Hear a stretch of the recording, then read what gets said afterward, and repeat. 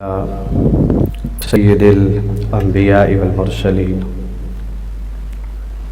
اما بعد فاعوذ باللہ من الشیطان الرجیم بسم اللہ الرحمن الرحیم قال اللہ تبارک و تعالی فی القرآن المجید وَاعْبُدُوا اللَّهَ وَلَا تُشْرِكُوا بِهِ شَيْئًا وَبِالْوَالِدَيْنِ إِحْسَانًا وَبِذِي الْقُرْبَى وَالْيَتَامَى وَالْمَسَاكِينِ وَالْجَارِ ذِي الْقُرْبَى وَالْجَارِ الْجُنُبِ وَالصَّاحِبِ بِالْجَنبِ وَابْنِ السَّبِيلِ صدق اللہ العظیم وصدق رسولہ النبی الکریم الامین الرؤوف الرحیم ان اللہ وملائکتہ یصلون علی النبی یا ایہا الذین آمنوا صلوا علیہ وسلموا تسلیما الصلاۃ والسلام علیک یا سیدی یا رسول اللہ الصلاۃ والسلام علیک یا سیدی یا حبیب اللہ۔ آج کی یہ بابرکت محفل جس کا عنوان ہے شکر الہی، یہ انتہائی اپنی نوعیت کے اعتبار سے، اپنی خاصیت کے اعتبار سے دیگر محافل سے مختلف محفل ہے، اس لیے کہ اس کا عنوان یہ بتاتا ہے کہ یہ محفل جو ہے اپنی نوعیت کے اعتبار سے دیگر محافل جو ان سے الحمدللہ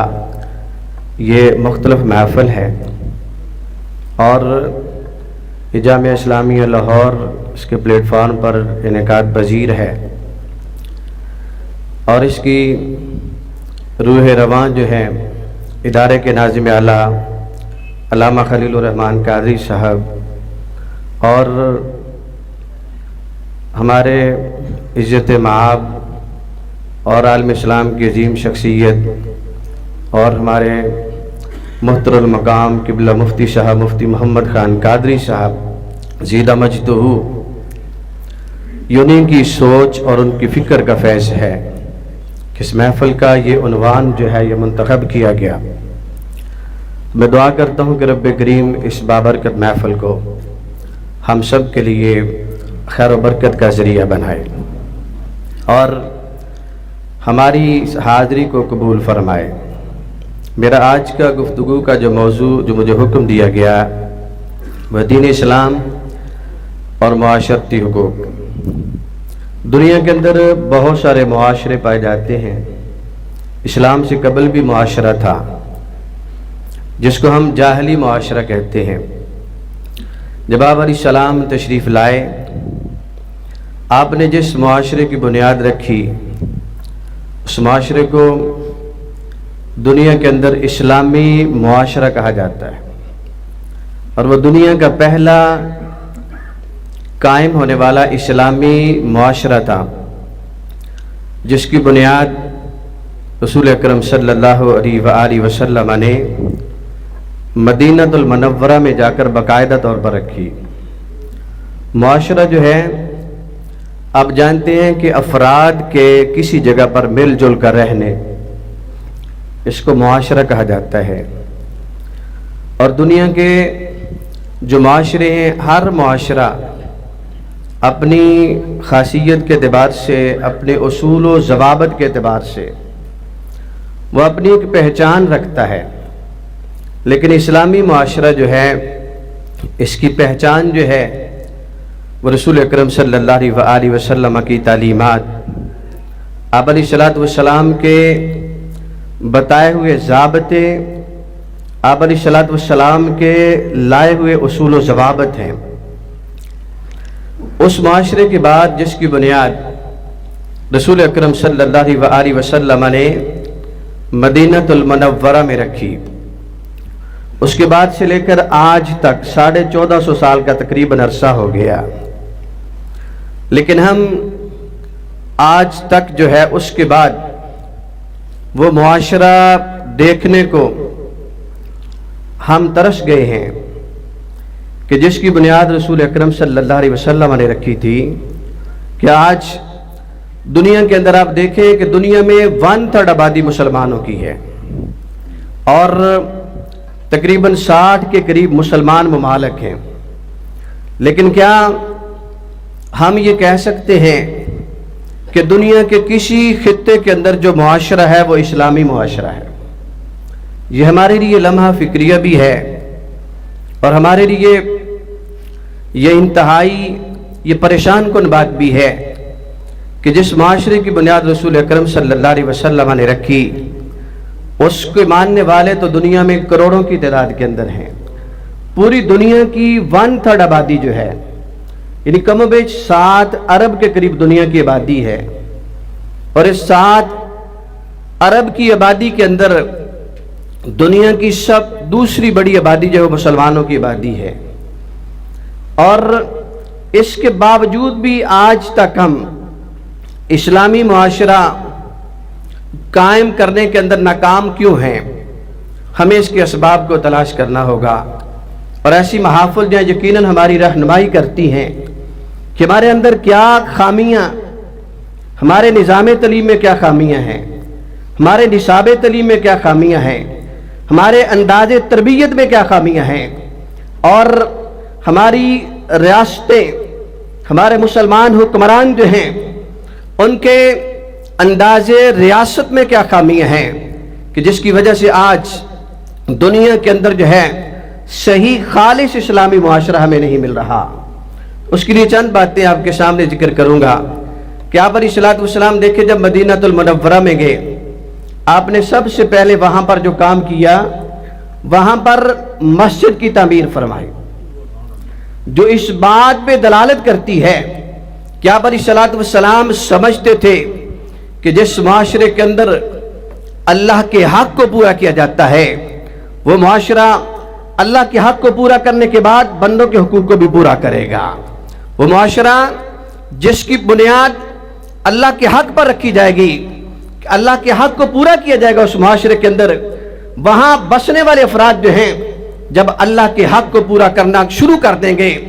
اس کے بعد پھر وہ لوگوں کے حق کو بھی پورا کرنا شروع کر دیں گے۔ وہ معاشرے کے اندر رہتے ہوئے معاشرتی حقوق جو ہیں ان کا وہ لحاظ رکھنا شروع کر دیں گے، اور آپ دیکھیں اس معاشرے کے اندر پھر ان لوگوں نے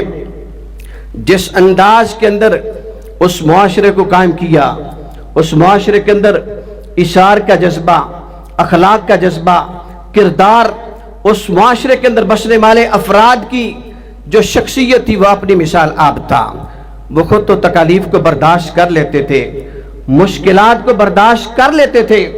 لیکن اپنے کسی مسلمان بھائی کے لیے، بلکہ نہ صرف مسلمان بھائی بلکہ اس معاشرے کے اندر بسنے والا ہر فرد جو ہے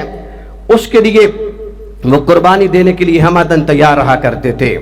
تو اللہ کا حق جو ہے اس کو پورا کرنا اسلامی معاشرے کے اندر بسنے والے افراد کے لیے یہ لازم اور ضروری ہے، اور یہ اللہ کا حق یہ ہے کہ اللہ کی صحیح معنوں کے اندر جو ہے وہ بندگی کی جائے۔ اب بندگی کا معنی صرف یہ نہیں ہے کہ ہم نماز پڑھ لیں، قرآن کی تلاوت کر لیں اور حج کر لیں، زکوٰۃ دے دیں، عمرہ کر لیں۔ یہ اسلامی معاشرے کے اندر اللہ کے حق کو پورا کرنا فقط اس کے ساتھ پورا نہیں ہوتا، بلکہ جب ہم نماز پڑھیں تو اس کے ساتھ جہاں اللہ کے سامنے ہم اپنے جسم کے ساتھ حاضر ہوں، وہاں اس کے ساتھ ساتھ جو ہے اپنی روح کے ساتھ بھی، اپنے اعضاء اور جوارے کے ساتھ جو ہے اللہ کی بندگی کا وعدہ کرے کہ مولا آج جس طرح تیرے سامنے ہم سجدہ ریز ہو رہے ہیں، ہمیں یہ جو تو نے وجود دیا ہے ہم تیرے ساتھ وعدہ کرتے ہیں اپنے وجود کے ساتھ جو ہے تیری مخلوق میں سے کسی کو بھی اپنی زندگی میں کبھی اپنی ذات کے اعتبار سے، اپنے کردار کے اعتبار سے، اپنی گفتار کے اعتبار سے کبھی کسی قسم کا نقصان نہیں پہنچائیں گے۔ اس لیے اگر ہم نمازیں پڑھتے ہیں، اور نمازوں کے لیے آپ دیکھیں ہر گلی، ہر محلے کے اندر جو ہے آپ کو مساجد ملیں گی، ادارے ملیں گے آپ کو، جگہ جگہ مساجد، لیکن کیا وجہ ہے کہ باوجود اس کے کہ ہمارے معاشرے کے اندر نمازی تو لاکھوں کی تعداد کے اندر ہیں، نمازی کروڑوں کی تعداد کے اندر ہیں، اور اس کے بعد حج کرنے والے آپ کو یہ بھی لاکھوں میں ملیں گے، عمرہ کرنے والے بھی لاکھوں ملیں گے، لیکن اس کے باوجود ہمارا معاشرہ، مثلا پاکستان کا معاشرہ، جس معاشرے کے اندر ہم رہتے ہیں، یہ پوری دنیا کے اندر جو ہے ایمان کے اعتبار سے، ایمانداری کے اعتبار سے 137واں اس کا نمبر ہے۔ ایمانداری میں ہم دنیا کے اندر اس قدر پیچھے جا چکے ہیں۔ اس کی وجہ یہ ہے کہ ہم نے نماز تو پڑھی ہے، لیکن نماز کو اس کی روح کے ساتھ نہیں پڑھا، جس کے بارے میں کسی شاعر نے کیا خوب کہا ہے کہ سجدہ عشق ہو تو عبادت میں مزہ آتا ہے، سجدہ عشق ہو تو عبادت میں مزہ آتا ہے، خالی سجدوں میں تو دنیا ہی بسا کرتی ہے۔ لوگ سمجھتے ہیں ایک فرض ادا کرنا ہے، ایسے لگتا ہے کہ ایک قرض ادا کرنا ہے۔ تیرے سجدے تجھے کافر نہ کر دے اقبال، تیرے سجدے تجھے کافر نہ کر دے اقبال، تو جھکتا کہیں اور ہے اور سوچتا کہیں اور ہے۔ آج ہماری عبادت در حقیقت کیا ہے؟ روحانیت سے خالی ہے۔ مگر نہ اگر ہم ایک مرتبہ اللہ کے سامنے سجدہ ریز ہو جائیں، اس کے بعد ہمارا کردار معاشرے کے اندر، معاشرے کے حقوق کے لیے جو ہے ہمارا کردار جو ہے مثالی بن جانا چاہیے، اس لیے کہ جس رب نے ہمیں اپنے سامنے جھکنے کی توفیق عطا فرمائی ہے، اپنے حق کو پورا کرنے کی توفیق عطا فرمائی ہے، وہ خالق اور مالک جو ہے ہمیں اس کے باقی دیگر جو احکام ہیں اس کو بھی بجا لانا چاہیے۔ مثلا آپ دیکھیں کہ اللہ رب العزت نے قرآن مجید کے اندر ارشاد فرمایا کہ وَاعْبُدُوا اللَّهَ، اللہ کی عبادت کرو، وَلَا تُشْرِكُوا، اور اللہ کے ساتھ کسی کو شریک نہ ٹھہراؤ۔ یہ اسلامی معاشرے کا پہلا حق ہے۔ اسلامی معاشرے کے اندر رہتے ہوئے بندہ مسلمان جو ہے سب سے پہلے اپنے رب کے حق کو پہچانے، اپنے رب کے حق کو پورا کرنے کی کوشش کرے۔ جب رب کا حق پورا ہو جائے گا، اس کے بعد ارشاد فرمایا وَبِالْوَالِدَيْنِ احسانا، اور والدین کے ساتھ احسان کرو۔ قرآن مجید کا یہ اسلوب ہے کہ رب کائنات نے جہاں اپنی عبادت کا حکم دیا، وہاں توحید کا حکم دیا کہ اللہ کو صرف خدا مانو، وہ وحدہ لا شریک ہے۔ اس کے ساتھ والدین کے ساتھ حسن سلوک کرنے کا حکم دیا، اس لیے کہ مفسرین فرماتے ہیں کہ خالق اور مالک جو ہے، جو کہ کائنات کے اندر انسان کی تخلیق کا مالک ہے، انسان کو پیدا کرنے کا مالک جو ہے وہ اللہ ہے، کہ اللہ نے انسان کو وجود دیا، انسان کو اس وجود کے اندر نعمت عطا فرمائی۔ اس لیے اللہ کا حق یہ بنتا ہے کہ بندہ اللہ کی بندگی کرے، اللہ کی اطاعت فرما برداری کرے، اللہ کے حقوق کو بجا لائے، اور والدین کے ساتھ حسن سلوک کا اللہ رب العزت نے اس لیے حکم دیا کہ والدین دنیا کے اندر اللہ کے بعد انسان کے دنیا کے اندر آنے کا بظاہر جو وہ سبب بنتے ہیں، کہ والدین بظاہر والدین جو ہیں اولاد کے لیے دنیا میں آنے کا سبب بنتے ہیں۔ اس لیے اس خالق اور مالک نے جہاں یہ ارشاد فرمایا کہ وَاعْبُدُوا اللَّهَ، اللہ کی عبادت کرو، وَلَا تُشْرِكُوا بِاللَّهِ شَيْئًا، اللہ کے ساتھ کسی کو شریک نہ ٹھہراؤ، اس کے ساتھ یہ حکم دیا وَبِالْوَالِدَيْنِ احسانا، اور والدین کے ساتھ احسان کرو۔ اسلامی معاشرے سے پہلے والدین جو ہیں ان کی عزت کا خیال نہیں رکھا جاتا تھا۔ اس معاشرے کے اندر وہ معاشرہ تو تھا، لیکن اس معاشرے کے اندر انسانی قدریں نہیں تھی، انسانی اقدار نہیں تھی، اخلاقی اقدار نہیں تھی، والدین کے حق جو ہے ان کو بھی نہیں پہچانا جاتا تھا۔ جہاں تک کہ والدین کے ساتھ برا سلوک کیا جاتا، اگر شوہر فوت ہو جاتا تو ماں جو ہے اس کو وہاں مکہ کے بازاروں کے اندر جو ہے فروخت کر دیا جاتا۔ میرے اور آپ کے نبی تاجدار کائنات صلی اللہ علیہ وسلم آپ تشریف لائے تو آپ نے فرمایا کہ یہ اسلامی معاشرہ ہے، اور اس معاشرے کے اندر ماں جو ہے یہ بازاروں میں بکنے کے لیے نہیں ہے، بلکہ ماں وہ ہے، فرمایا کہ الجنت تحت اقدام الامہات، کہ جس کے قدموں کے نیچے رب کائنات نے جنت کو رکھ دیا ہے۔ وہ ہر گھر کے اندر جو ہے، مسلمان گھروں کے اندر، دنیا کے تمام گھروں کے اندر والدین موجود ہیں، لیکن اگر اسلامی معاشرے کے اندر مسلمان کے گھر کے اندر والدین موجود ہیں تو یہ والدین وہاں اس گھر کے اندر رہنے والے لوگوں کے لیے جو ہیں یہ ان کے لیے دنیا میں جنت ہیں۔ اس لیے فرمایا